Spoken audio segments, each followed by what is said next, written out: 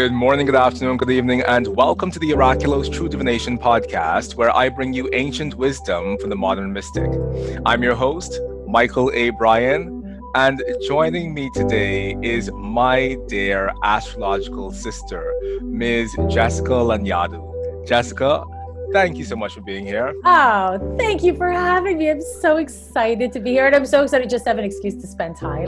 So thank you, and it's so good to see you. It's super amazing to see you. And Jessica, you and I, we have quite a bit to go into today, and I'm really looking forward to this. And I've been looking forward to this for quite a while. But before we go there, for those of you who this is your first time joining us here on the Oraculos True Divination podcast, this is a podcast where I bring you interviews from astrologers from around the world who aren't just changing their own lives through their astrological practice, but they're also actively changing the landscape of this astrology that we know and love. So if you want to be a part of the magic and the momentum that we're building here on the Oraculos True Divination podcast, give yourself a moment, go down below, hit the like button because you already know you're going to love this video, as well as hit on the subscribe button. And next to the subscribe button is that notification bell. You definitely want to hit the notification bell so that you can be notified of when I bring you these podcasts each and every week. Now, Jessica, I feel as if our thing is private encounters. like It that. really is. It really is. Like that's where you and I connect best. That's where you and I first connected. And I mean, there's something so nostalgic about being here and connecting with you now, because the last time you and I were together privately was absolutely positively a moment outside of time, and it was pure magic. So wow, thank you. It was pure magic. I mean, this might sound different than it really was, but I've been going to astrology conferences for, I don't know, like 15 plus years, and you are the only person I've ever invited back to my room. Now it's not like that, it was very gay. It was very chaste, very chaste. But we had such a magical, special reading exchange. Yes. And Yes. it was just really, I don't know, like you said, it's just magical.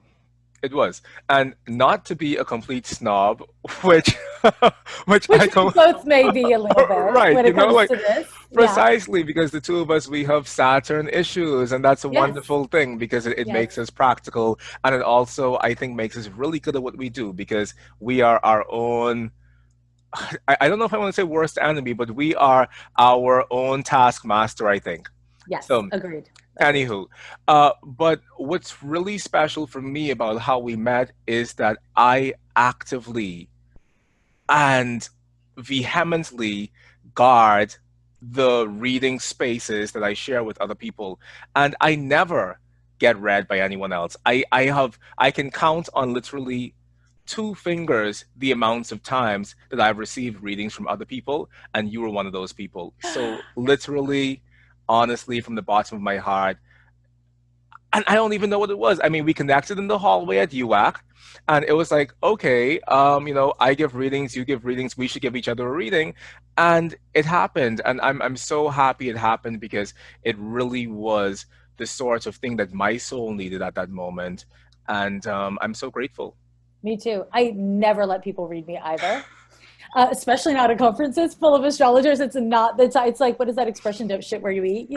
I don't let people read me. It's the same thing. And it was really weird. It was really weird. Maybe this is not surprising anyone who's like listening to us, but like, we literally were just like, we're going to do this.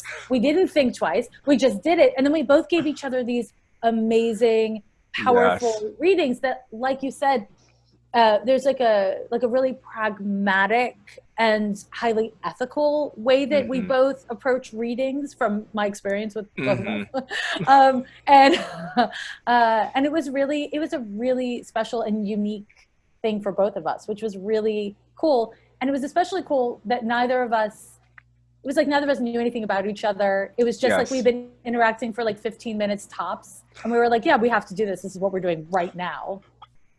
And we were right. We were right to trust ourselves. So that was cool. Yeah. Most definitely. And after that, you gave me a testimonial that is on my website at www.oraculosastrology.com. It's the top of my love page. And I literally have gotten so many readings from people who want to get a reading from the person who has a testimonial from Jessica Lanyadoo. So, I mean, I mean, That's awesome. you are the gift that keeps on giving. So, thank you so much for being a part of that entire Thank you. experience for me. Absolutely. Thank you. That's sweet. Now, Jessica, there are so many things I want to dive into like automatically because I think that's also the nature of our connection. But before we even go there, I want to give you the opportunity to tell us who you are and where is it you're actually coming from pre-astrology and what led you to being so deeply involved in astrology today. Okay. So I am, first of all, just like very physically speaking, because of course I'm a Capricorn, such a literalist. I'm in Oakland, California right now. I've been in the San Francisco, Oakland Bay Area since 1994, by way of Montreal, Quebec. I'm Canadian. Um, and I moved to San Francisco in 94 to be an astrologer. And I had jobs, like two or three, maybe three or four jobs, while building my astrology practice in the 1990s. And at that time, um, it was always it was always to support my work as an astrologer. And the last job that I had, which we were kind of talking about before we started recording, I worked with developmentally disabled adults and seniors. I've worked with children as well. I've worked with children a lot. Um, and I loved that work. And if I didn't choose to be an astrologer, I would probably still be doing that work. So for me, at this point of my life that I'm in, I would say everything that I've done for money and in general has all added up to be an essential part of my consulting practice, my astrological practice. Um, I there's so many ways I could answer this question, and I don't want to like over, give too much boring information or whatever. But a very important part of my experience of being an astrologer is that I kind of like, when I moved to San Francisco, I became part of these astrological communities. And the reason why I moved to SF is because there were astrological communities in the 1990s, which is like, I don't know a lot of cities that have material, like physical communities, right? Of astrologers. So I was a part of these, and they were almost exclusively white. They were much older. They were almost exclusively straight people. And I just eventually felt like I couldn't be there anymore. Like it wasn't resonating for me. It wasn't where I met. It just wasn't right for me. And I then was just like, oh, I'll just do this on my own. And because the internet wasn't a thing, because there wasn't social media, I wasn't comparing myself to other people. I got to learn at my own pace. I had no expectations about what my practice needed to look like or what my career needed to look like. And I worked with a really diverse demographic of people. And within that, I centered looking at immigration issues, class issues, sexuality, trauma. And really that informed how I use astrology. I kind of, as a like, as a person from the demographic I'm from, I used all these like old school astrology texts. And when I say old school, I know a lot of people are into like really ancient astrology. I'm not. I'm like old school for me was like the 1970s, maybe Yeah, 1950s. yeah. But it didn't reflect my values and my ethics, a lot of it. And so I kind of like repurposed a lot of what I was studying. And I really I was so meticulous. I would do 2 and 3 hour long consultations for like $25. And I would study for like 3 to 5 hours, and I would take pages and pages and pages of notes. And that was how I learned. You know what I mean? People don't do shit like that anymore because people are just like, they're like going to the like 2-line description of things. Right. Yeah. So for me, because I did that, I was able to develop what I feel like are incredibly reliable understandings of the complexity of where we come from, of our heredity, of how it directly impacts our physical bodies, our spiritual bodies, our emotional bodies, our mental health, and then our choices and behavior. in the Mm-hmm. context of the world we're living in. And I'm really deeply invested in understanding astrology is a tool that explains, kind of like it describes where we come from and even some of our context of where we are now. But we do have free will, we do have souls. And I'm interested in supporting people in using their free will to the best of their ability to use their nature for their best possible outcomes. And, you know, in more recent years, because my work has really been like I counsel people, I function much like a counselor does. And because my work has been that way, for the bulk of years of my practice, have really kept my personal politics, not my ethics, but my politics out of my certainly out of my consulting, and I still do and always will, but out of my also public work. But social media and the internet has kind of given me the space to create avenues of expressing my politics and my social values in a way that's not, you know, in a way that works for me. So that's primarily through my podcast, Mm-hmm. which has been so, I can't even tell you how valuable it's been for me. It's been so helpful. And so it's allowed me to marry different parts of my passions and my life to my astrology practice, which as a consultant, as like a counselor, I believe my role is to meet people where they're at and support them in their expressed goals and not to project my values and politics onto them. So it's just been a really great opportunity for me, especially in these really profound times. And for those of you who are wondering about Jessica's podcast, it is Ghost of a Podcast. And Jessica, I know that you are over 3 million listens. I mean, how does it actually go in the actual world of podcasting? Because obviously, I mean, you and I both had this thing earlier where we were saying that we're too lazy for TV, but but I think that I'm like too lazy for like a proper podcast, which is why it's so much easier for me to do this piece of creating videos with people who I want to talk to and then posting them on YouTube. So first of all, tell me, you are up to over 3 million. What is it? It's not views. Is it downloads or is it listens? How does it work? Yeah, we're at 3.5 million plays, which is actually Ah, not something I've said in public before, just because I don't know if it's like a weird humble brag or something. I don't know. And I don't know, like, because it's a completely independent podcast, I feel really proud of it. And I've never done any marketing for it. So I feel really, really so proud and honored about it.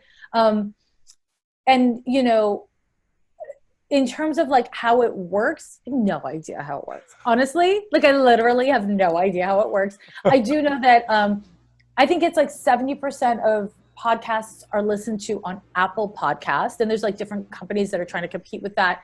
But on Apple Podcasts, the show is like in the top 200 of its category consistently. So it's really wonderful. And because I'm creating spiritual content, I'm in the religious and spiritual category. So I'm up there with evangelical Christians, and like it's all like Bible study, Pastor blah blah says, and me. You know what I mean? That's really fun. It's really fun. There's a few other like spiritual podcasts. There's the Astrology podcast by Chris yes. Brennan. His podcast is in the same category. There's a few others. But yeah, it's definitely like majoritively like traditional religious thinkers, and so it's really fun. You know, it's really fun. But I love having a podcast. Like I love having a podcast. It brings me so much joy. I can't even tell you. And you know, I don't have to deal with how I look, which is great because she's vain. You know what I mean? So it's nice to just like get on the podcast and talk. Yeah. Awesome. Yeah. So, Jessica, earlier you touched on some really important points that I want to go into at least a little bit because you spoke about this sacred ability to grow at your own pace at the beginning of your astrological journey. And I think that that's something so important because when I was 10, 11, 12 years old, getting into astrology for the first time, there wasn't any sort, I mean, well, I think there was the internet actually, but it was something that your rich friends had. You didn't have the internet in your own home. So I had to read books and I had to pore over books and learn through that experience, and then learn by actually giving readings to people in my youth as Mhm. well, and allowing myself to grow with that process by reading books and giving readings and then making mistakes and then reading books and giving more readings and making less mistakes until I brought myself through my unbroken, dedicated study and practice to a place where I'm comfortable living in the world as a professional practicing astrologer today. But also, what we find today is that there are a lot of newbie astrologers who are entering the field who, I don't know if it's an internal feeling of being rushed, but I think that there's a lot of people who are entering the field today who are like, so I'm going to take this course for 1 year and I'm going to start giving readings, or I'm going to go on Google and become a Google astrologer and learn all of my astrology off of Google and then Yeah. start giving readings. Like, what do you think you would say to the astrologers coming into astrology right now regarding the developmental process that's required in order to become an astrologer? Mhm. A lot of things. One is, I think that there's a cultural phenomenon for younger people, people who were raised with internet access or with mobile phones, to make everything public.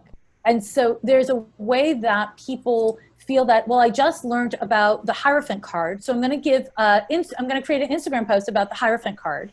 And then people are like, oh my God, I never knew that. And then that same person's like, well, now I'll teach the Hierophant, when they just learned it. Yeah, exactly. So there's a way that this is what is wrong with our culture at this time, that people feel empowered to teach something they're just barely learning. And I do think that is a problem. And I do think that when the people who are now in their 20s and maybe even early 30s hit their Uranus opposition or their Saturn opposition post Saturn return, unfortunately, we're going to see a lot of consequences to this across industries, not exclusive to our industry.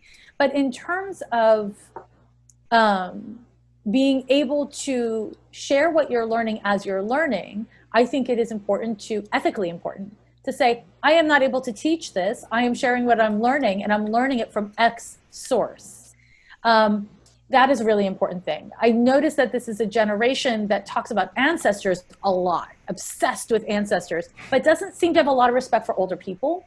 And I feel like that's deeply problematic. If you are obsessed with ancestors and you don't talk to people in their 40s, 50s, 60s, 70s, or 80s, then you are creating a fantasy. And that fantasy is disrespectful to old people.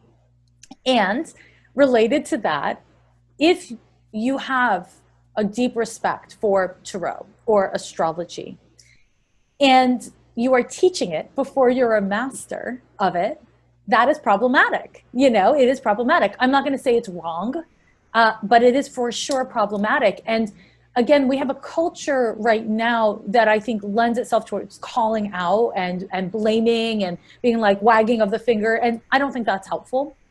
But I do think it's important to have discernment and to have kind of critical conversations about, if I love something and I am impatient to share it with the world, and I got an opportunity to share it with the world, but I know that I'm actually not at a place in the development of my craft where I should be teaching or leading. I want to be, I'm almost there, but I'm not there. It takes moral fortitude to say, thank you so much for this opportunity. Can I be tapped for the next round, because I'm not exactly there yet? And that's not selling yourself short. That's giving yourself room to grow, because I really believe that if we are creating a career, right? If you're creating a life path for yourself and you oversell yourself at the beginning, or you don't treat your craft with the appropriate respect, then the foundations that you're building on will not sustain what you're building. And, I've been doing this, like we said, since 1995. It's 2020 as we record this. And, I've had people in the last 5 years be like, wow, your career's blown up. And I'm like, to you, it seems that way because you just found out about me. To me, I've been plugging away at this for Yes. 25 years, for Yes. 25 years. And I haven't been impatient. I'm not impatient about it. I mean, I have my moments because I'm a fucking person, right? But I'm not impatient about it, because at the end of the day, I'm so grateful that I didn't have the mic passed to me before I was ready. because Yeah. the things I would have said, and I was a great astrologer at 19 years old. I was an amazing astrologer at 28 years old. Not to like toot my horn, but toot too. I know I was good, but if we are going to study time as astrologers, if we're going to be people who study time and counsel on time and understand the developmental stages of time, then we must honor age. And for some reason, and I think there's like a lot of reasons, you know, which we can talk about or not, but I think there's a way that there's a vilification of boomers, there's a vilification of elders, while there's also an idealization of elders. And both of those things are a problem. Idealizing elders is a problem, and vilifying elders is a problem. I think we need to be able to recognize that astrology, the more transits you go through, the more you can understand about astrology. The more years you have in practice, the better you're going to be. If you're good at 25, you're going to be fucking sick at 35. And if you're sick at 35, you're going to be master of your craft by 45.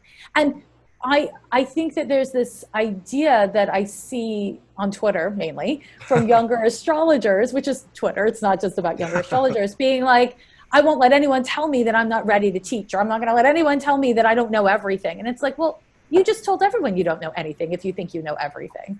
Like, I've had young astrologers be like, that's not how you do it. And it's like, no, honey, that's not how you do it. That's how I do it.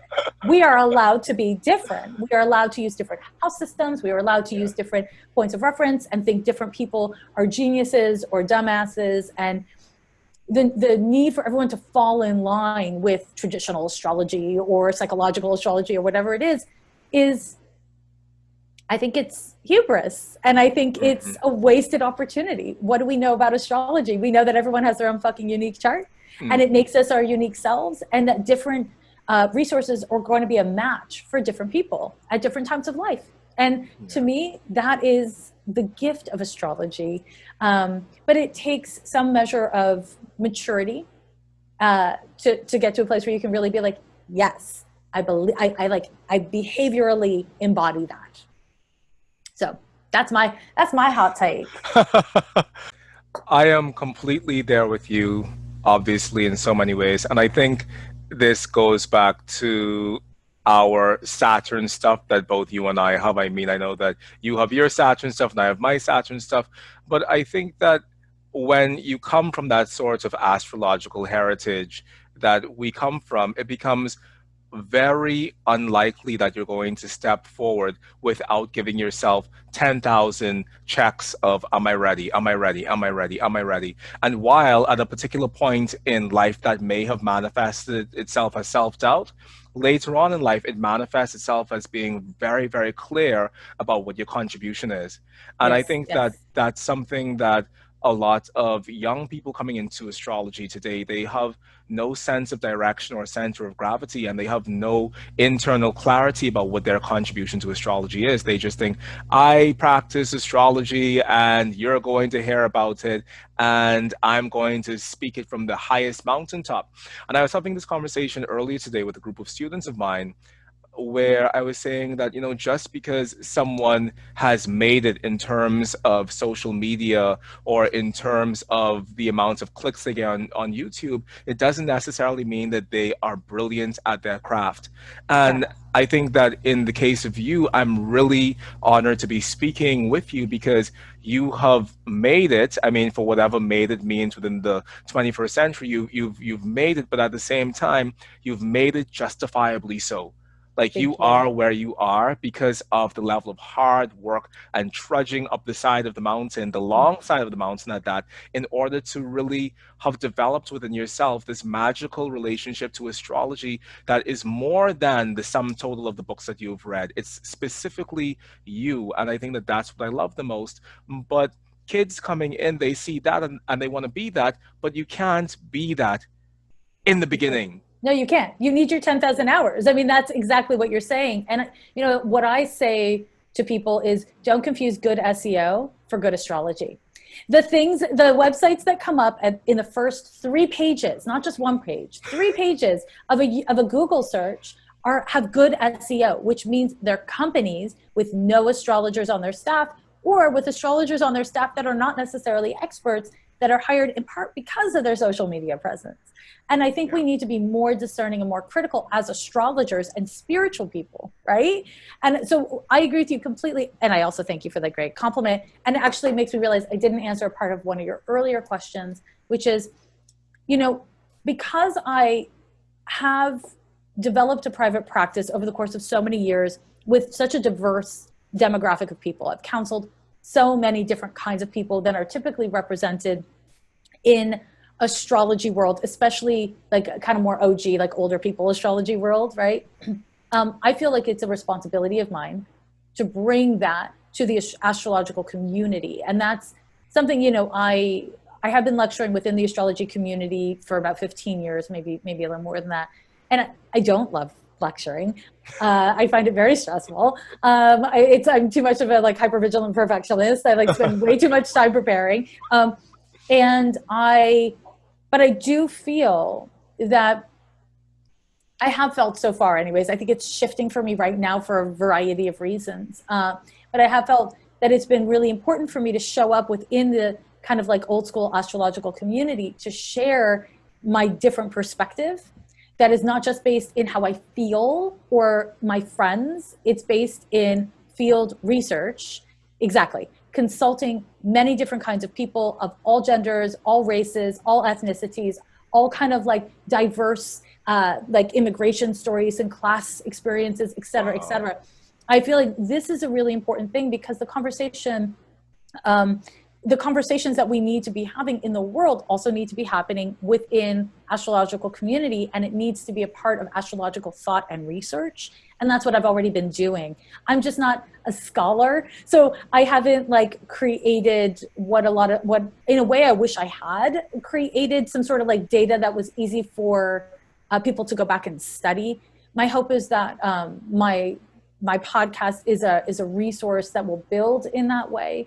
And then of course I have a book, but it's just, there's really, study is essential, but there's nothing that replaces practice. You need your 10,000 hours to be really an expert in fucking anything. And you can have your 10,000 hours at your Saturn return.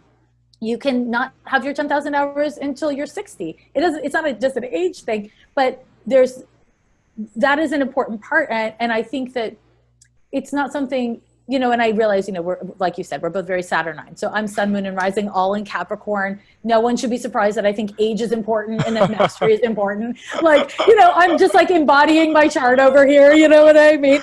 But I think it is really important. And I think that when we pair mastery with potential, we get an industry changed. We get, true happiness and self-fulfillment in your field. And, anyways, I could go on and on about that, but I do think it's worth naming, right? And this is not to discourage anyone who's young, like a baby astrologer or like a teenager astrologer and like new on their path, who's been creating like online content, maybe before they're ready or before they necessarily ethically should. I don't mean to condemn or criticize. I mean to instead say, here's another perspective. And it's great to be like, hey, I've done this thing. This thing wasn't really in integrity. This thing doesn't really make sense. And I've shifted my thinking and I'm shifting my approach. That shit is called maturity. So yeah. Well, you have Sun, Moon, and Rising in Capricorn, and I have Sun square Saturn, Moon trine Saturn, Mercury sextile Saturn, Saturn sextile the Ascendant. So you and I... Saturn's your friend. That's why you love old bitches like me. You're just like, give me more Saturn babies. I love the Saturn because you know how to work with us. Yeah. I respect you so much. Yeah, I don't mean to brag, but I do have a Saturn opposition to my Sun and Moon as well. Well, there you go. I have a Pluto opposition, which is a completely different thing entirely. Yes. So it's about perfection and it's about mastery and it's about not making an ass out of yourself in the world, you said that, not me, but I agree with it completely. Yeah, it's about recognizing that there's this thing called the Wayback Machine. Have you heard of it? The Wayback Machine means if you're 27 and you're writing an article that is essentially mean-spirited and only 50% real astrology, you can never scrub it off the internet, honey. It's there Yes. forever. So it's about recognizing what you put into the world on a spiritual level has reverberations, but on a material level will potentially haunt you down the line. So Yes. it's important to think ethically and to think responsibly and to create content ethically and responsibly. Because honestly, when I was 27, there wasn't an issue, right? Like Hmm. I think maybe when I was 27, MySpace existed, Friendster, but it wasn't the same world. Yeah. And I definitely, thank God that I haven't grown up in this time, because you kind of can't make a mistake in public because you can't erase it off the internet. Like you just can't. So, protect yourself, protect others from yourself. You know what I mean? And make sure if you are studying astrology that you have a diverse demographic of astrological teachers and inspiration. And Yes. that you're not just getting your astrology content from brands that are not first and foremost spiritual and astrological resources. Yes. Yeah. Okay. Okay. Okay. So now let's just take a moment to talk about good astrology because I have feet in two very diverse astrological camps. One of them is the traditional astrology camp, which I was born there and I was rooted there, and that means so much to me, especially 17th century Renaissance astrology. Like that underpins a lot of the work that I do today in terms of horary astrology and natal and electional and mundane. So there's a big piece of me that's indebted to that. But then the other side of me is deeply rooted in Uranian astrology.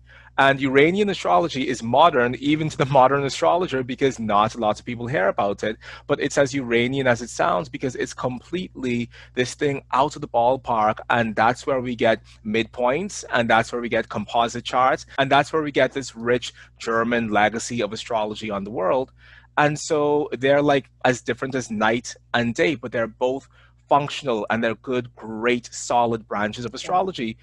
And what I think I find a lot in the 21st century, especially on social media, where people do get caught up in brands, or people do get caught up in identities or in lineages, or I think the worst of all is when people get caught up in a particular personality. There's Mm-hmm. this resurgence of my astrology is better than yours, and traditional astrology is the only way to go. And then the Shocking. modern and then the modern Yes. astrologers are saying that, oh well, traditional astrology doesn't know anything. Modern astrology is the only way to go. Whereas I tend to stand in this middle place of, is it good astrology? And does it Mm-hmm. work?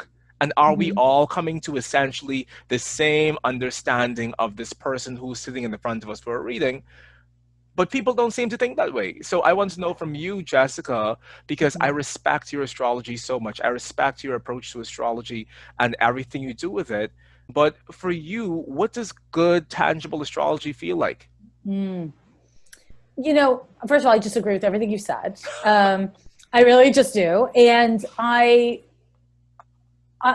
think some of that question is a little bit hard for me to answer only because of pretty much what you said, which is that I am not interested in scholarly astrology. That doesn't mean I don't think it's good. Thank God for Yeah. scholars. I just don't want to hear them or talk or read their content because that's just not my personality. You know what I mean? I'm way too Uranian myself for such a Yes. thing. I don't have the tolerance for it. I don't like, I don't enjoy myths. I don't enjoy traditional astrology at all. And I really don't like it because I'm a counselor. I Yeah. use astrology as a tool for consulting. And until the last decade, when I started going to these larger astrology conferences and everyone was like, well, what kind of astrologer are you? And I was like, an astrologer? I don't know. Like, what, I'm supposed to choose a camp? I didn't even realize what I was doing. So I used to identify as a humanist astrologer, which maybe is just like a little bit of a, like me just throwing a word on astrology. I don't know if that's like a kind of astrology or not. I probably fall more into the camp of psychological astrology, but I don't necessarily identify with that per se. Um,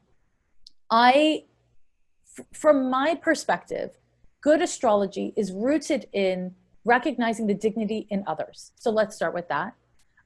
Whenever we use, and this is like, again, I want to preface what I'm going to say with, this is my personal preference and not what I would say for people to have to be like, because Yeah. I absolutely believe that there are many kinds of astrologers that are great kinds of astrologers that serve different kinds of people who have different kinds of needs. And I want to hold space for that, you know. I'm personally not a fan of a lot of personal sharing and personal examples of like, my friends are like this and I am like that, and therefore this is what Leos are, or this is what this Saturn Mercury aspect is like. I want it to be based in your professional, educated, studied perspective. So Yeah. there's a lot of ways of getting to that point, and there's a lot of different forms of astrology that will take you there, but that's what I want. Because if I wanted to hear like a friend's opinion, I wouldn't pay for a reading. You know what I mean? So that's one thing. I am a firm believer in ethics, and I think an astrologer who doesn't have a clear set of professional ethics that is evidential in their practice is, it's a no for me, dog. And then the other thing I would say is, I mean, obviously we want an astrologer to be accurate. We want them to not just say things that resonate and make sense, and when it comes to prediction are accurate in their prediction, but also who's not so busy grandstanding their predictions that they are right at the expense of being constructive. And this is deeply important to me, especially in these really trying times. People are asking me to make predictions about what's going to happen, and it's not constructive for me to answer. And it's not constructive for me to answer in certain ways, and therefore I don't, because it doesn't help people. If it doesn't help your client and you're telling it to them, then you're doing harm. So if you see somebody is likely to have no relationship, that's your interpretation. Instead, focus on, these are the things that the aspects indicate to make you believe that they're not going to have a relationship, and you can constructively consult them and point them in a direction that they need to journey towards. It's not on you to say what will happen. It's on us as astrologers to say, if you do X, Y, and Z, it looks like you'll end up here. And if you do something else, you're going to end up somewhere else. And because we always have free will. Now, I'm not doing a great job of answering your question, because I am just really aware. You know, I have friends, you know, including you, of course, who do horary, and I have consulted with horary astrologers, and I'm thank God for it. It's like doing a tarot reading. You know what I mean? It's like, give me an answer, hit me again. I love that. I want that. Also, it's not what I do, right? So Yeah. there's so many ways of practicing astrology, that I don't think there's only one way of being a good astrologer. But Yeah. if you don't have ethics, and if you're not interested in being both accurate and moralistic in terms of your professional presentation, then I have a conflict with you a little bit. Yeah. I think at the end of the day, our astrology should make us better human beings. Yes. And if your astrology is taking you somehow into an ivory tower that's far removed from your own humanity, then we have a problem. And truthfully, this is something that I see more possible within traditional astrology circles than modern astrology circles. And I think that the reason for that is because modern astrology has really been rooted on this foundational soil of the human experience.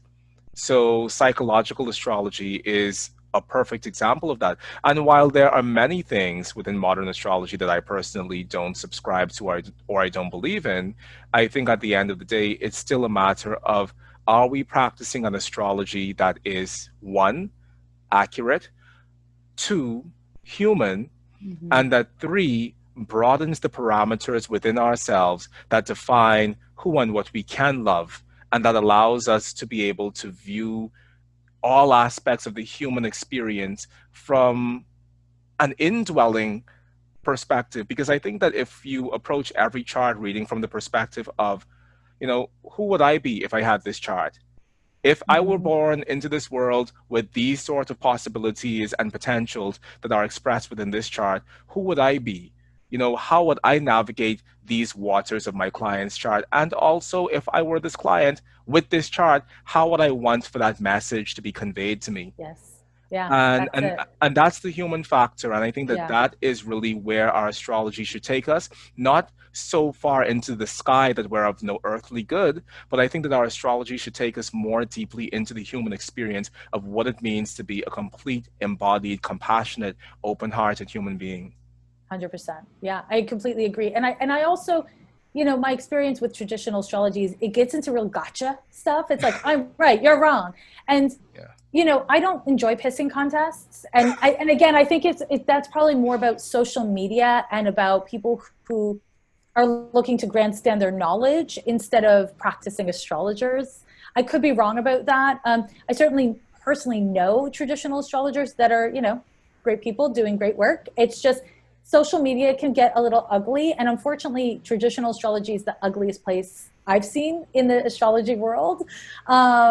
It's a shame because it's missing the whole damn point of astrology, IMO. But I mean, I think that's, again, it's like you and I are both Saturnine, and we're also both kind of interested in counseling people with Yes. the information we have. And I don't think that's the viewpoint of a traditional astrologer. It's like, here are the facts. I'm giving you facts. I'm reporting. And Hmm. for some people in some situations, I think that's great. And honestly, a lot of my clients over the course of many years have come to me because some astrologer said to them, this is who you are. This is what will happen. You are screwed. And it hurt them and it didn't help them. And I end up spending half of the session undoing the damage some other astrologer did. And I'm not saying they're traditional astrologers. I'm just saying you can be right or you can be helpful. And Yeah. hopefully you'll be both. But being right at the expense of being helpful is worse than being wrong. IMO. But Wow. again, such a counselor. So I'm such a counselor. So there we go.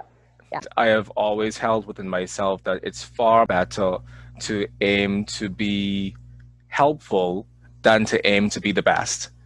Yes. Because in the process of you being the most helpful practitioner that you can be, you inadvertently become the best because Yes. that is part and parcel of why it is we're doing this in the first place, to be the most helpful, to give the most service, to actually speak into the life of someone, something that's going to help move them beyond this valley of the shadow of death experience that they're having Yes. right now, and take them into a place that feels healing and a place where they feel held. Internally dedicating yourself to being helpful trumps internally dedicating yourself to being the best every Yes. single day, Yes.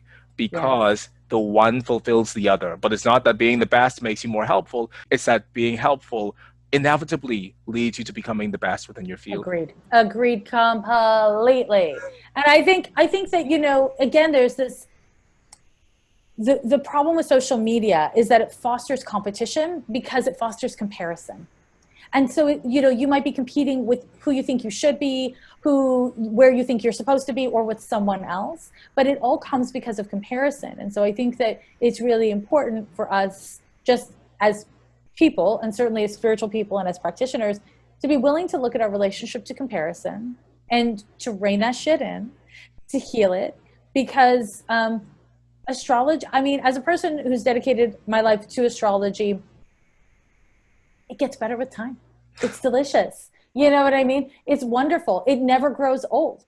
There's no end of additional uses or practices. I was just texting with Tony Howard this morning, and I was just like talking about yods because I get all these questions about yods because I think people are like, I was fingered by God. I am a yod. Tell me about how I'm being fingered by God because God fingers me. And I don't work with yods because I don't work with quincunxes. And he was like, yeah, there's no time like the present. I was like, well, my present's really busy, so I'll learn quincunxes later. And I don't feel bad that I haven't learned quincunxes and that I don't work with them, because there's Yeah. 7 million things I don't work with, because astrology is endless. And Yeah. so, I think being able to hold space for, I'm not an expert in that, I don't know that. That's great. You don't have to fucking know everything. It's about, owning it and recognizing like, okay, so that's something I can learn when I have the space to add more to my database. Yeah. And I think that's harder for younger people to do in general because because that's just how humans are. And I think it's especially harder now with the internet, and like one astrologer is an expert in quincunxes and talks about the value of yods. And then everyone's like, that's the answer to my problem. A goddamn yod. Now I need to know about yods. People get really attached to like a single idea, And so I think that we, as astrologers, we just need to know you can't know everything. You just can't know everything. It's not Yeah. your job to know everything. And the only astrologers that I have known who are basically like walking, talking astrology encyclopedias don't counsel. They don't consult. Oh my God. Okay. Right? Okay. Right? Listen, Yeah, right. Yeah. I hear you. I don't think they can hear you, but I hear you. so my mentor is Gary Kristen, and he is, I dare say, the leading Uranian astrologer in the world today. And he is brilliant at what he does.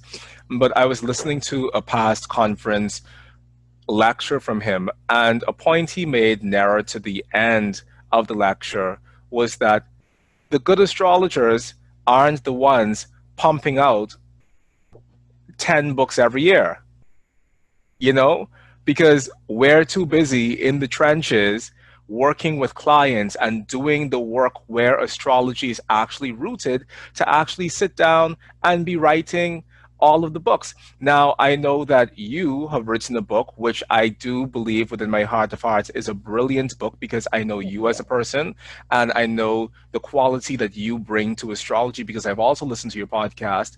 But I think that there's a very real space where the people who are getting up to be the experts at things, or the people who are sitting down to pump out all of the work, they're not actually the ones practicing in the trenches. And my astrology, as Saturnian as I am, is I need an astrology that has girth.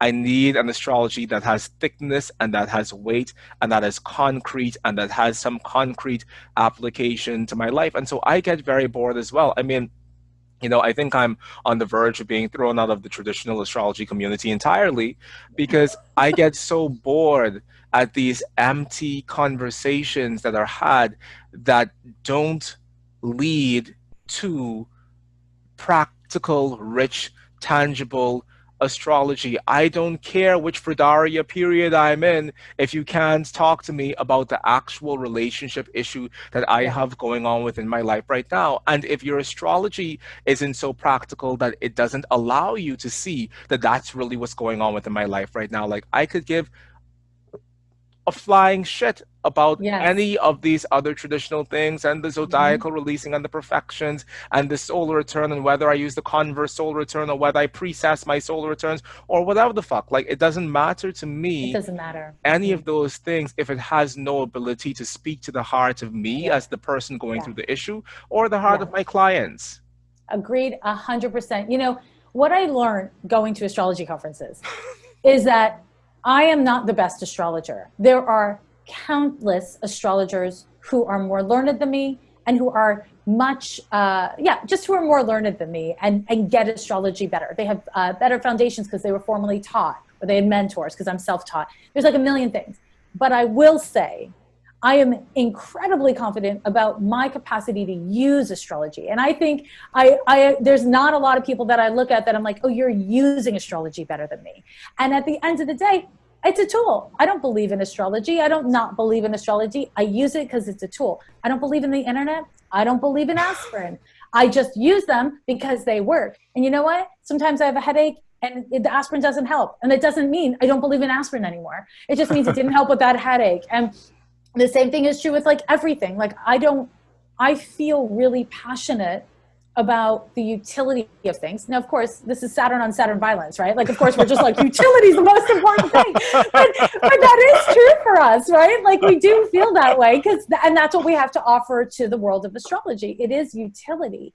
And I just really am so, glad to hear you say that. I agree completely. And I think what's a part of being new at something is feeling the need to prove yourself and prove what you know. And that's fair. Hopefully you outgrow it and your knowledge becomes evidential in what you say and what you do. But there are some people who are more in the like scholarly theoretical world, and that's just what they do. And I'm not saying that's a negative thing. It's a great thing if Mm, that's who you are, and how you do is not fucking how I am, and it's not what I do. yeah. So I think there is that, and I also think within all of this, I think it's important to recognize that as astrologers, we have power, and we don't have any social power or political power, but we have the power to deeply impact people for years to come.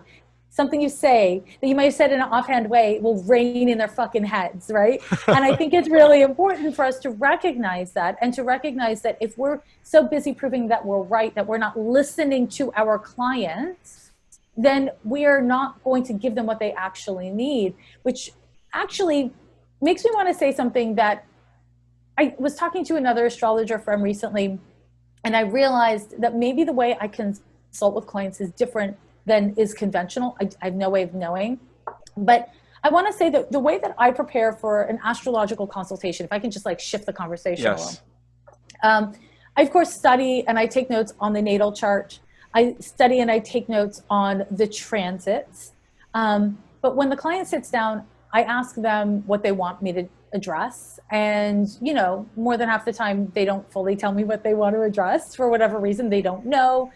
People often ask the wrong question. And what I then do is I talk to them about what they need to know. And within that, it will encompass the birth chart. It will encompass the now, right? But if somebody's going through Pluto transits, I'm not going to make them sit through an hour of a natal consultation. I'm only going to focus on what directly serves their Pluto transits.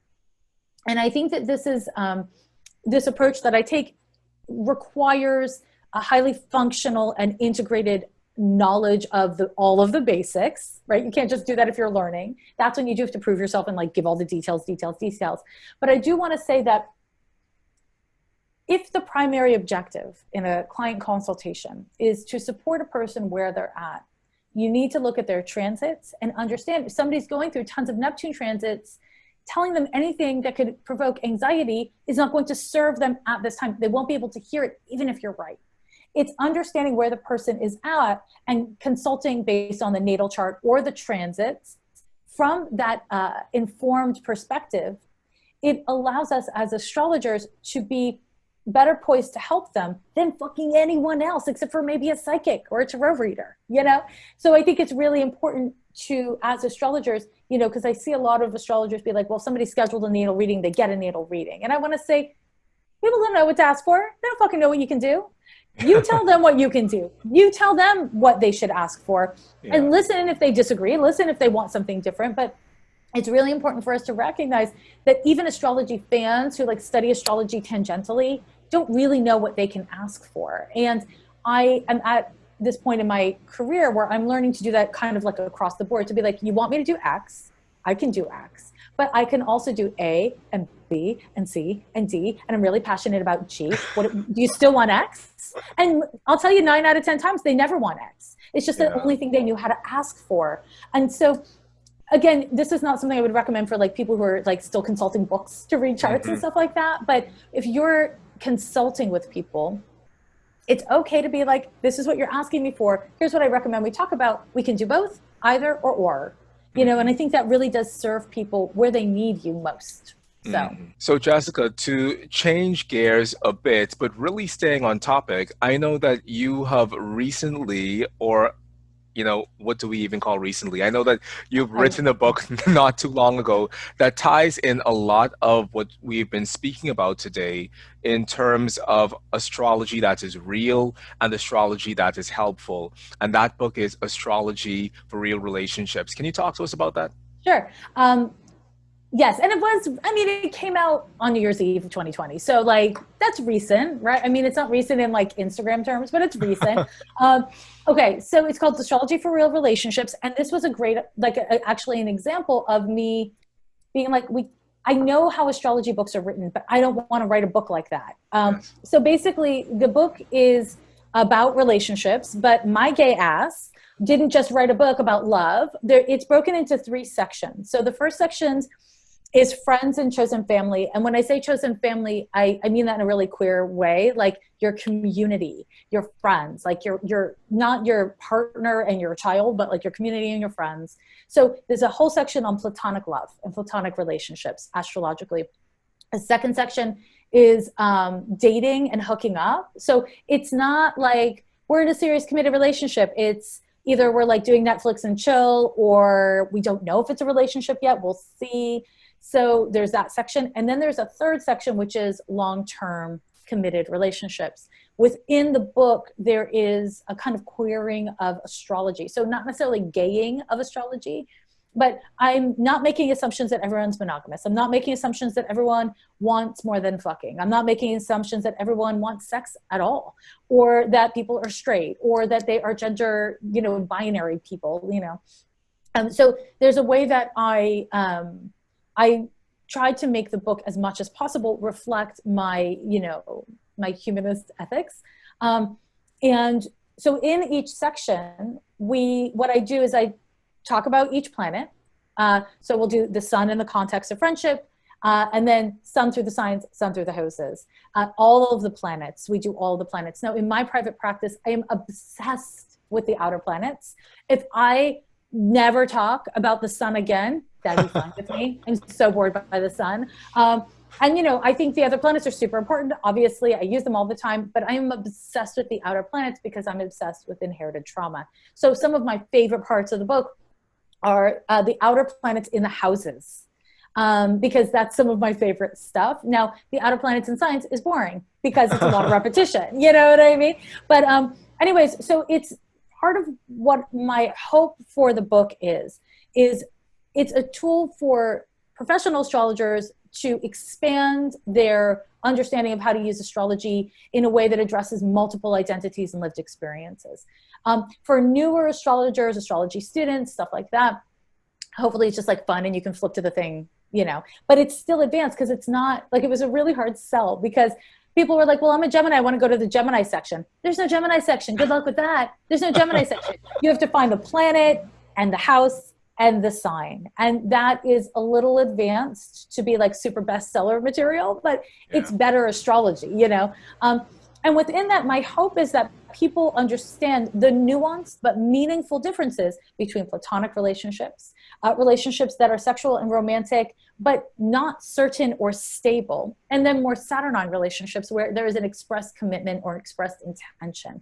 These are very different kinds of relationships. And so your, for instance, sun is going to function incredibly different in the context of these things. And something that I think is really important with astrology, bear with me because I have a lot of glasses, is I think you can look at something this way. Like you look at this, they are Cazals, Run DMC, reissue, they're sick. Yes, you love them. Okay, so that's what these are. But if you look at the exact same glasses from here, it looks different. When you see it here, it looks different. So what I'm trying to say is with astrology, something as basic as the planets and their placements, if you look at it from a different angle, the angle of friendship versus marriage, you see it in a different way. It's the same thing, but it's important to shift your perspective. Again, I call that querying your perspective, so that you can see it from a different viewpoint, and then you can consult on varied interests and issues to varied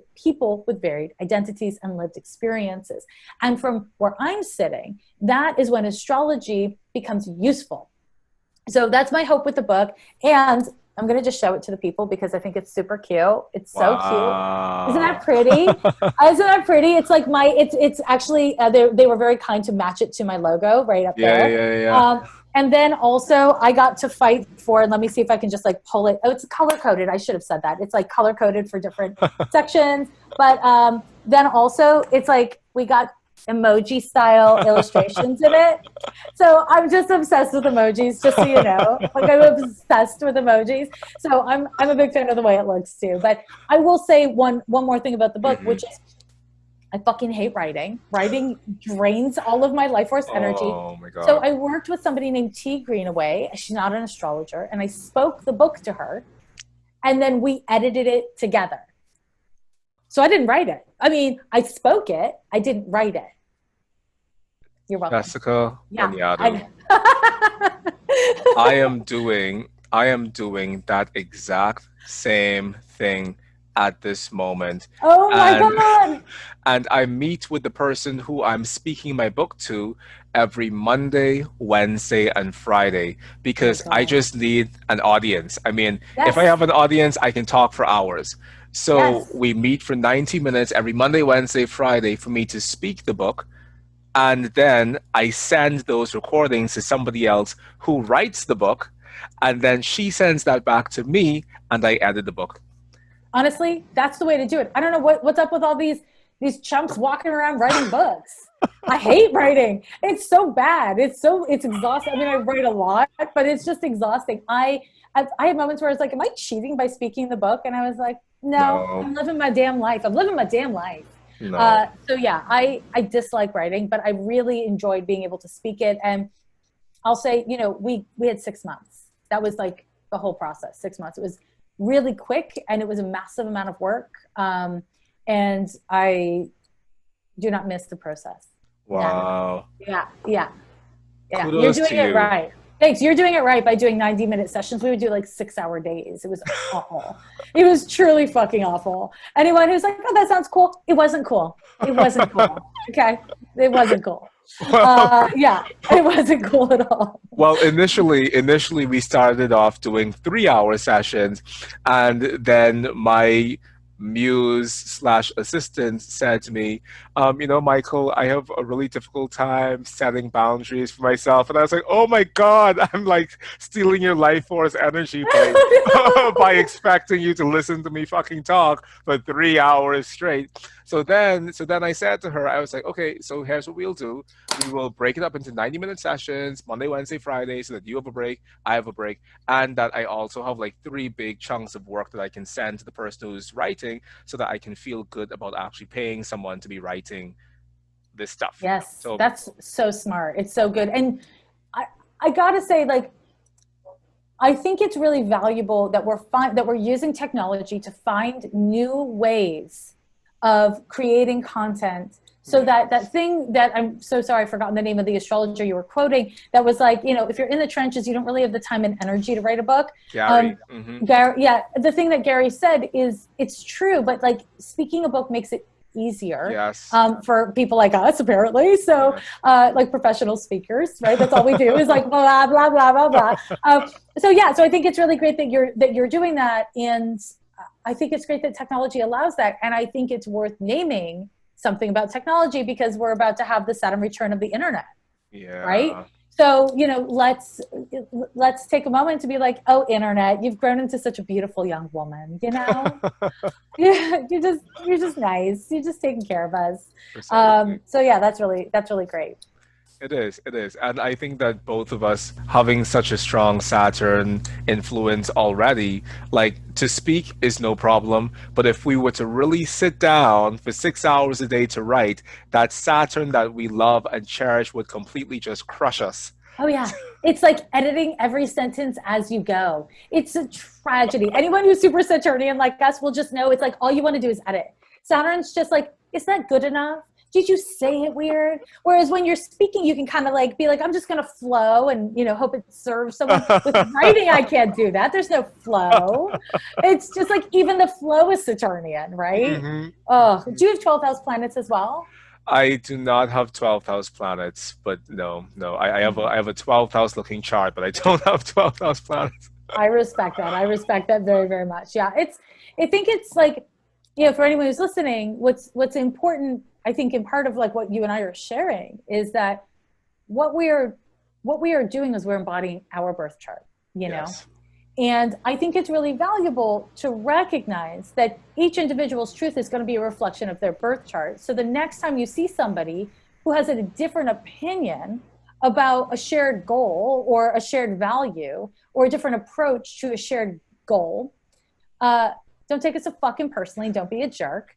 We're all embodying our birth charts. I had somebody like freak out at me that I'm for voting. I'm very pro voting. I'm pro being engaged in democracy. I mean, even if it's a fake democracy like we have in the US. And they got really mad, and it's like, honey, you want me to stop being a triple Capricorn so I can agree with you? Best of luck. Yeah. I'm a child of Saturn. I'm going to work within the system. And I have friends that are anarchists and that work outside of the system, and I respect them. We just need our own ways. It's okay, Yeah.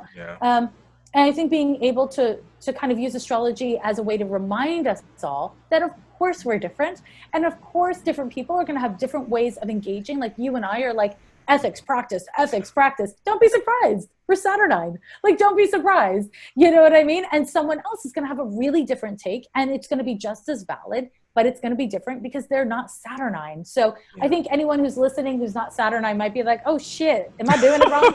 Just do you. You know what I mean? Like, you're hearing our perspective and it's good for us. But it's not the only way, even though we both think we're right and we both have receipts to back it up. Whatever, there's lots of receipts. There's lots of ways of getting receipts. Find your way. Your way. That's my attitude about that.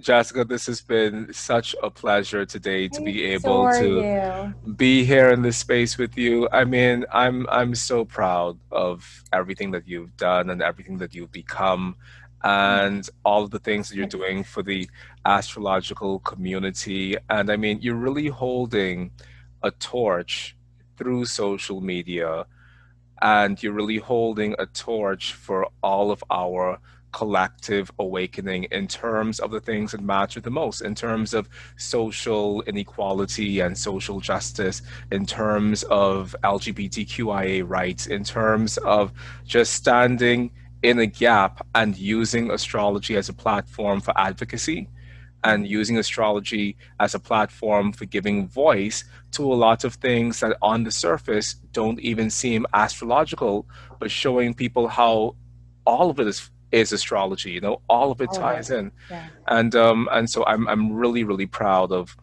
what I've seen of you and how you've grown. And I'm proud of the book and I'm proud of the podcast and I'm proud of the TLC show that we haven't even spoken about, Stargazing. I mean, um, Thank you. yeah. It's so kind. And I have so much respect and adoration of you too. I love every word that comes out of your mouth. And I really just, you're really young and you've really taken this path that I feel so proud and proud of and impressed by. Like, you've done, I mean, not to be a narcissist, but I feel like we've walked a similar path. I'm just a couple years out of you in terms of it, but like, you've really done your paces. And I think, you know, as a young person, you're still in your 20s, right? You're still like 28, 29. 28, 28. 28. Okay, sorry, not to age you yet. But yeah, at 28, you really have done what a lot of people in your age group haven't been able to do or haven't chosen to do. And I have so much respect for it because you had the choice to not do it that way. You had the choice to just like fast forward through the like muck of studying and learning astrology properly and to just get to the point where you can impress people. And you haven't done that. You've really, yeah, you're like leagues ahead of what a lot of people in your age group are. And I have so much respect for that. And I also love your show. So I want to thank you for that. Yeah, so we have a total mutual appreciation society. Definitely. Now, Jessica, before we leave, please tell our viewers and listeners where they can find you everywhere, because I feel as if people need to follow you and listen to you everywhere. So where can we find you all across the interwebs? Okay, so I'm not offering consultations right now, so let me just get ahead of that question. No, you cannot get a reading with me. No, you cannot get on my waiting list. My waiting list is for pre-existing clients only because I have to offer them something because they're mad at me. Okay, so there's that. My website is lovelanyadoo.com. And there's like a weekly horoscope. I have hella like podcast stuff I've uploaded and like video stuff I've done. And I have a free chart drawing tool if you don't have like a chart drawing app or whatever. So there's like hella things you can do on my website. I have the podcast twice weekly. It's called Ghost of a Podcast. And my midweek episodes, I teach an astrological theme, like aspects or houses or whatever. And then the weekend episode, I do a client, like a questionnaire reading and a horoscope, not a sun sign horoscope. I just go through the week's transits. So you really learn astrology by listening to the show. And it is definitely political and reflects my values around social justice and social injustice. So there's all that. And also I'm on Instagram and Twitter. I'm at Jessica Lanyadoo. If you look for me on Instagram and you just put in at Jessica Lanyadoo, which best of luck spelling that. Okay. But if you do that, you'll see some asshole has like stolen my at Jessica Lanyadoo. So on Instagram, I'm at Jessica_Lanyadoo. But bitch is verified. So you can find me. You know what I mean? I'm verified. Don't be impressed by me being verified. It's just capitalism. Fuck capitalism. / also thank you. Twitter and Instagram, don't unverify me. So anyways, you can find me all over the damn place. I also have the book. You can get it anywhere. It's an audio book, a paper book. Also, I have a free app for iOS called Tiny Spark, and it's like a Magic 8 Ball app. But it says things like "move the fuck on" and like "you already asked this question, stop asking." You know what I mean? Like it's a real talk app. And I am working on an astrology calendar, like a transit calendar. Now that iAstro Daily is gone, I just so hopefully I'll have that out by the end of the year. So yeah, stay tuned. Sign up for my mailing list. Awesome. Jessica, I'm going to put all of your information down below so Thank that you. people can find you and so that people, or Pico, what the fuck is Pico? Yeah, Pico, yeah, Like, Pico, I'm gonna yeah. cut that shit out. Um, Thank okay. you. Um, Jessica, I'm so happy to be able to sit here in this space with you, and I'm going to put all of your information down below so that people can find you and become a part of your own magic and momentum that you're building. Because, I mean, you are awesome and incredible at the work that you're doing today, and I can't wait to see where this goes 5 years from now. I mean, you've been moving forward by leaps and bounds, and just, goddess speed to you, my sister, Thank honestly. you. You're the sweetest. I thanks so much for having me. Thank you so much for this time. And right back at you. I mean, where are you going to be for your Saturn square? It's going to be bonkers. You know what I mean? I just feel like for you, but also for anyone else, 35 is really when it all begins. Like Yeah. 35. You know what I mean? Like there's something really magical. And I can just tell at 35, you're gonna like, is it gonna be your own TV show? I don't know. It's something big is coming for you. So we're all watching. We're all staying tuned. So thank you. Thank you so much. Thank you. And to those of you who have joined us today, whether this is your 100th episode of the True Divination podcast, or if this is episode number 1, I just want to say thank you from the bottom of my heart for you joining us week after week in this virtual astrological space. I receive your encouragement, I receive your feedback, I receive your everything, but most importantly, I receive your love. So once again, thank you for being here, and do help us get the word out by not only liking this video, but also subscribing to the Oraculos True Divination podcast. Hit the notification bell and also share this podcast with your other astrological colleagues and friends, and even people who aren't from the astrological community, because more and more people need to know that these conversations are happening with astrologers like Jessica and other people who hold this flame within them around the world. So, until next time, thank you for being here. I love you. Be well, walk good, and talk to you soon. Bye-bye. Bye. That was wonderful. Jessica. What is your book about? Wow. What's your book about? So the book is called